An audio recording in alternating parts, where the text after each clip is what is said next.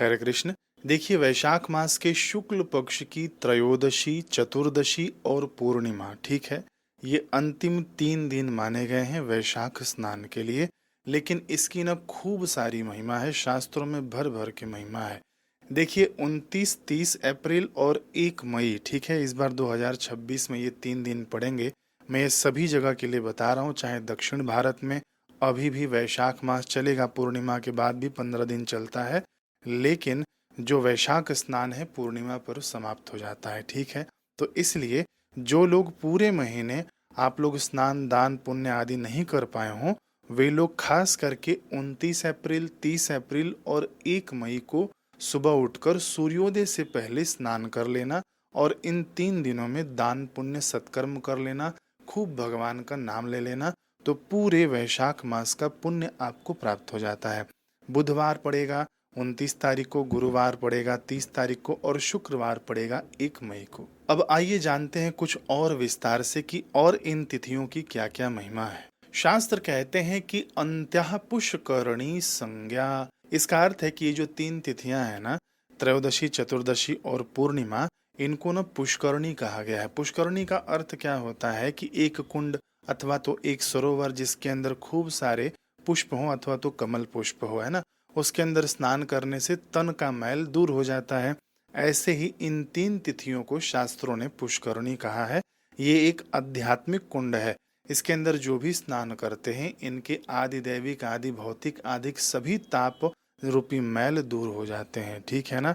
हमारे पाप दूर हो जाते हैं और हम लोग शुद्ध हो जाते हैं। इसीलिए इन 3 तिथियों को पुष्करणी कहा गया है, जो सभी प्रकार के पापों का नाश करने वाली है। तिथिश्वेतासु सस्नायात पूर्णमेव फलम लभेत। वह यदि केवल इन 3 तिथियों में भी स्नान कर ले तो पूरे महीने के स्नान का फल मिल जाता है। ये मैंने आपको पहले ही बता दिया। अब देखिए, इन 3 तिथियों की महिमा सुनिए एक एक करके। त्रयोदशी, चतुर्दशी और पूर्णिमा। त्रयोदशी के दिन यदि आप सूर्योदय से पहले स्नान कर लेते हैं तो इस दिन आपको देवता पवित्र करते हैं। जी हाँ, बिल्कुल, मैं शास्त्र प्रमाण सहित यहाँ पर आपसे बात कर रहा हूँ कि सर्व देवास त्रयोदश्याम स्थित्वा जंतु पुनन्ति ही। ये त्रयोदशी के दिन है ना, 29 अप्रैल 2026 के दिन आप सुबह सुबह सूर्योदय से स्नान करेंगे तो। अब देखिए, 30 अप्रैल 2026 चतुर्दशी के दिन यदि आप स्नान करते हैं तो क्या होता है कि यज्ञों सहित जितने भी इस पृथ्वी लोक पर यज्ञ किए जाते हैं अथवा तो यज्ञ के जो देवता हैं, यज्ञ देव हैं, ये आपको देवताओं सहित आकर पवित्र कर देते हैं, है ना। चतुर्दशी के दिन 30 तारीख को यदि आप स्नान करते हैं तो, और यदि आप पूर्णिमा के दिन स्नान करते हैं तो सभी तीर्थ और भगवान विष्णु साक्षात आपको इस तिथि के माध्यम से पवित्र कर देते हैं। सर्व तीर्थैश्च विष्णुना सह संस्थिता। विष्णु जी और सर्व तीर्थ आपको मिलकर पूर्णिमा के दिन यदि आप सूर्योदय से पहले स्नान करते हैं तो ये आपको पवित्र कर देते हैं। अब मान लीजिए आपने वीडियो आपने सही समय पर देख लिया तो आप लोग तो स्नान कर लेंगे 29 अप्रैल, 30 अप्रैल और 1 मई को। लेकिन जो लोग वीडियो भले ही देर से देखेंगे, मान लीजिए आपने वीडियो 29 तारीख के दोपहर में देखा, तभी भी आपको 2 दिन मिल जाएगा, है ना, 30 और 1 तारीख। मान लीजिए आपने 30 तारीख को ये वीडियो देखा तो भी आप 1 तारीख को स्नान जरूर कर लेना, छोड़ना नहीं। आप वीडियो पहले देख लेते हैं तो आपको पूरा लाभ मिल जाएगा। अब देखिए, आगे शास्त्र कह रहे हैं कि ब्रह्मग्नम व सुरापम व सर्वनेतान पुनन्ति ही। ये तिथियां ब्रह्म हत्या करने वाले या मदिरा पान करने वाले जैसे महापापियों को भी पवित्र कर देती हैं।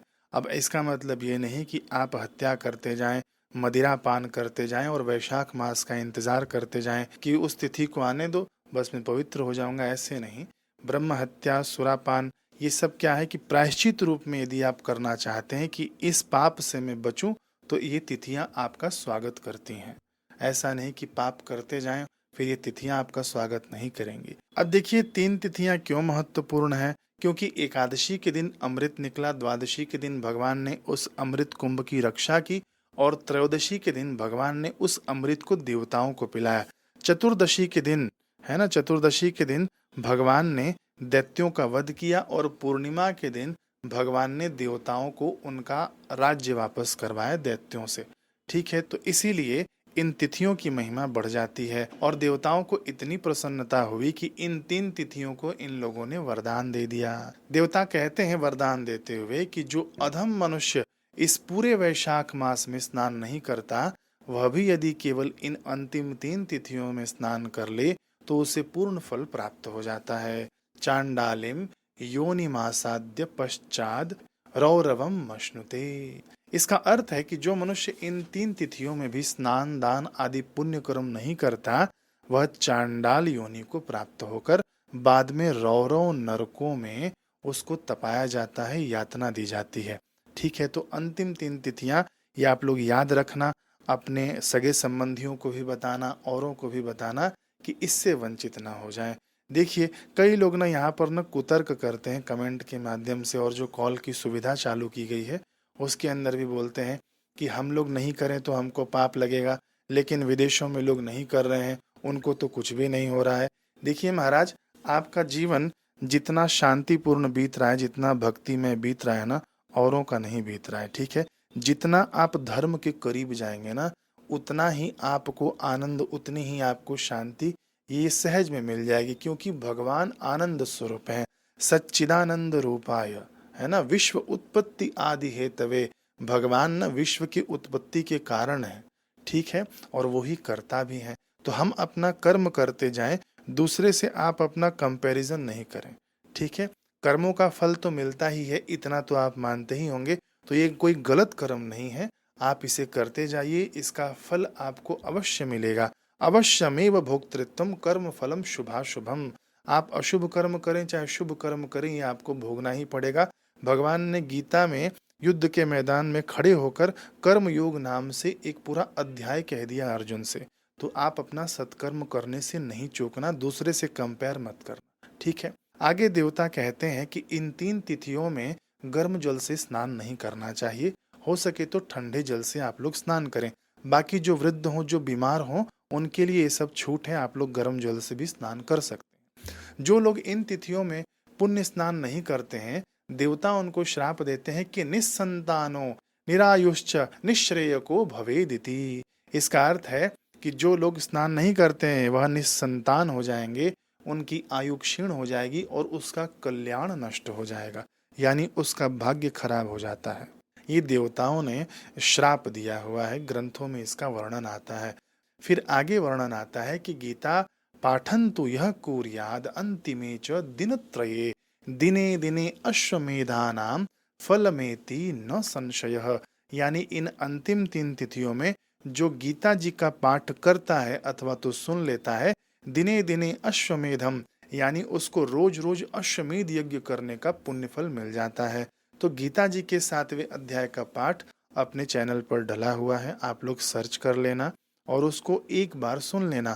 और वैसे भी आप लोग सुन लेंगे, यदि आप लोग तर्पण रोज कर रहे हैं तो तर्पण अंतिम 3 दिनों में आप लोग बिना भूले कर लेना। अपने पितरों को तृप्ति दीजिए ताकि आपके सांसारिक जीवन की गाड़ी सुचारू रूप से चल पड़े। ठीक है, आप तर्पण करते हैं तो गीता जी के अध्याय का ऐसे ही श्रवण कर लेते हैं, तो ऐसे ही आपको अश्वमेध यज्ञ का पुण्य फल चिपक जाएगा। फिर आगे वर्णन आता है कि सहस्र नाम पठनम यह कुर्याच्च दिनत्रये तस्य पुण्य फलम वक्तुम क शक्तो दिवि वा भुवि। इस पृथ्वी पर ऐसा कौन है जो उसके पुण्यों का वर्णन कर सकता है, जो अंतिम 3 तिथियों में विष्णु सहस्र नाम का पाठ करता है अथवा तो सुनता है। यानी इन 3 तिथियों में जो लोग विष्णु सहस्र नाम का अंतिम 3 दिनों में पाठ करते हैं अथवा तो सुनते हैं, उसके पुण्य का ऐसा वर्णन इस पृथ्वी पर कोई भी नहीं है जो कर सके।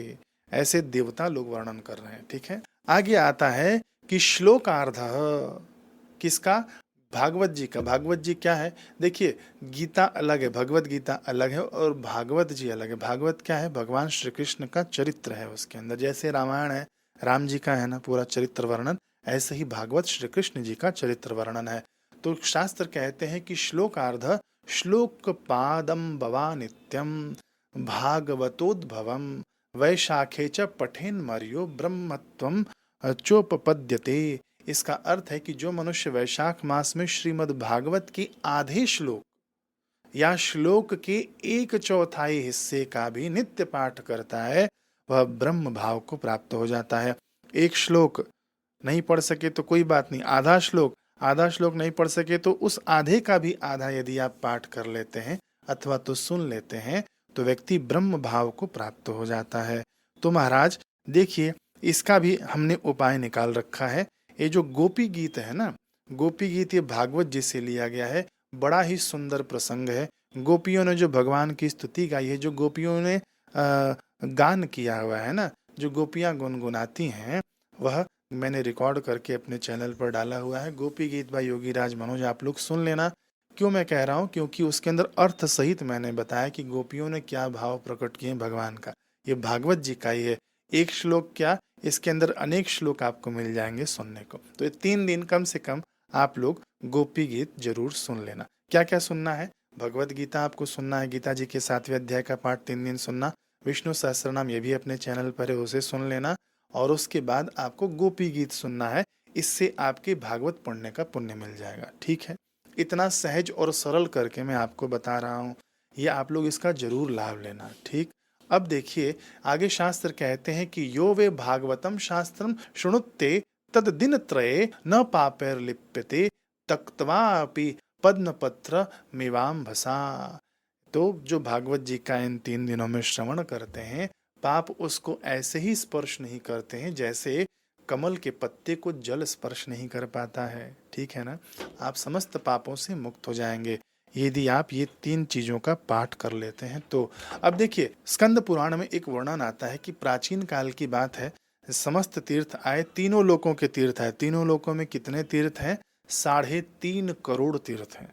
अब देखिए पृथ्वी पर कितने तीर्थ हैं तो आप उंगलियों में गिन सकते हैं, लेकिन हर एक लोक में अपने अपने तीर्थ हैं। तो समस्त तीर्थ यानी 3.5 करोड़ तीर्थ ये सब एकत्रित होकर मीटिंग करने बैठे। मीटिंग करने नहीं लिखा हुआ है, मैं बता रहा हूँ कि एकत्रित होकर मंत्रणा करने बैठे, मीटिंग करने बैठे।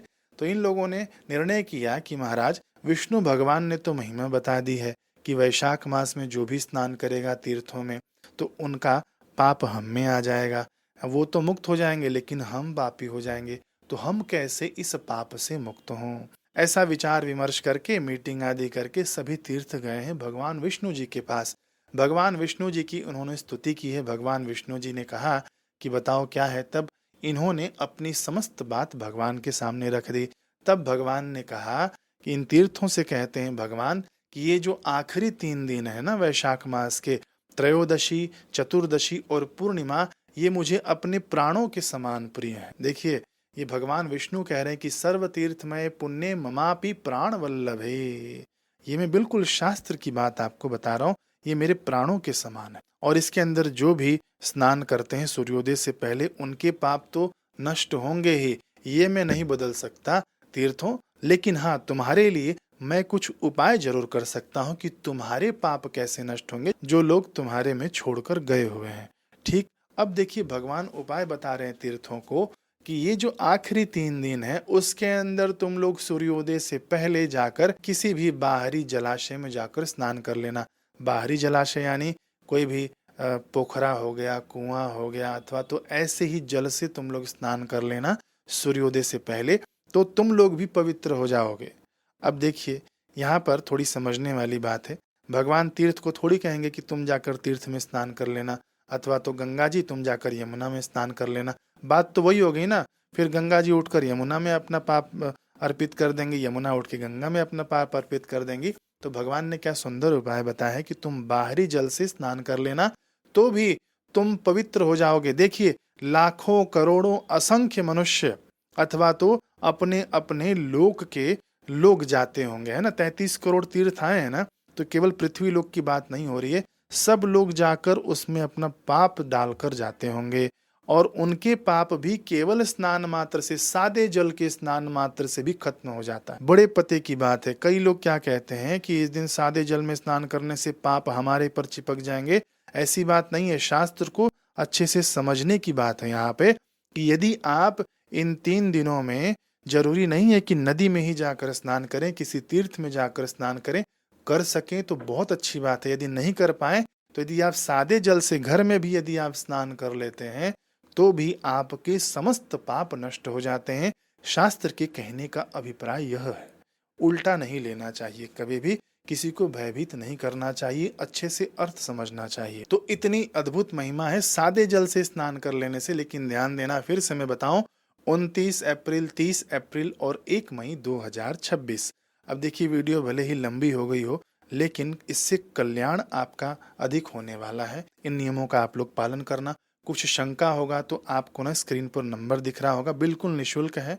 आप लोग इस पर कॉल करके कुछ पूछ लेना, कमेंट के माध्यम से भी आप लोग पूछ सकते हैं, है ना। बाकी आप लोग ये वीडियो औरों तक भेजना ताकि सभी को लाभ मिले। मिलते हैं अगले वीडियो में। हरे कृष्ण।